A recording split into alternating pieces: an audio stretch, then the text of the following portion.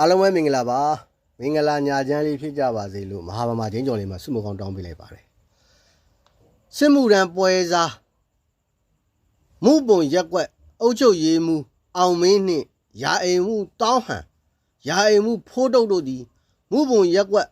နေပြည်သူများကိုဒုက္ခပေးနေတာလက်ရှိမြို့နယ်အုပ်ချုပ်ရေးမှုမသိတာလားမသိကြအောင်စောင့်နေတာလားမေးစရာဖြစ်နေပါတယ်အကယ်၍မသိကြအောင်စောင့်နေတာမဟုတ်ဘူးဆိုရင်၎င်းတို့သုံးဦးမှဥပုံရက်ကွက်နေပြည်သူများကိုအမျိုးမျိုးဒုက္ခပေးနေတာကိုဘာကြောင့်မဖြုတ်ထုတ်တာလဲစဉ်းစားကြဖြစ်နေပါတယ်၎င်းလူယုံမှာအုပ်ကြီးအောင်မင်းနှင့်မြေတခိုးရာအိမ်မှုတောင်းဟန်ဖိုးတုတ်တို့သုံးဦးတို့မှအဘတွေအတွက်ဆိုပြီးပြည်သူတွေစီကနေမြေကွက်ရောင်းဝယ်စာချုပ်ချုပ်ဆိုရင်10သိန်းလက်စစ်မီတာရှောက်ရင်ထောက်ခစားအတွက်2သိန်း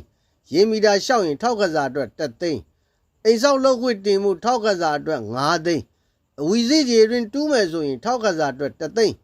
ရက်ကွက်နေပြည်သူများထံမှစစ်မှုထမ်းကြီးတစ်လလင်တအိမ်9000ကျပ်ကောက်ခံပြီးအင်ဂျင်2500ရရှိငွေ125သိန်းမှစစ်မှုထမ်းမဲ့လူကိုချီးမြှင့်ငွေ340ပေး၍ကြံငွေ85သိန်းကိုလစဉ်ရရှိနေပြီး၎င်းရရှိသောငွေများဖြင့်မူပုံရက်ကွက်အုပ်ချုပ်ရေးမှုနေရာမပြုတ်ရေးအတွက်ဆိုပြီးအဘတွေကိုလိုက်ကြော့နေတယ်လို့မြို့နယ်ထွေအုပ်နှင့်နီးစပ်သူများမှကြားသိထားရပါကြောင်းကိုမွန်ပြည်နယ်ဝန်ကြီးချုပ်ဦးအောင်ဝင်းသန်းနှင့်နယ်လုံဝန်ကြီးဗိုလ်မှူးကြီးကျော်စွာမြင့်တို့မှ၎င်းတို့သုံးဦးတို့ကိုအုပ်ချုပ်ရေးမှုနေရာနှင့်ယာအိမ်မှုနေရာမှယာသက်ပံဖြုတ်၍စုံစမ်းစစ်ဆေးပြီးအမှုမှန်ပေါ်ပေါက်ပါကစံပြအနေဖြင့်ထိရောက်စွာအရေးယူပေးနိုင်ပါရန်ညှင်းဆဲခံနှိပ်စက်ခံမှုပုံရက်ကွက်နေရက်ကွက်သူရက်ကွက်သားများမှရိုသေလေးစားစွာဖြင့်တင်ပြတိုင်ကြားအပ်ပါသည်တဲ့ကဲမွန်ပြည်နယ်ဝန်ကြီးချုပ်ဦးအောင်ဝင်းသန်းရေပြည်သူတွေရဲ့စကားလေးတွေကိုနားထောင်မိမယ်လို့ထင်ပါတယ်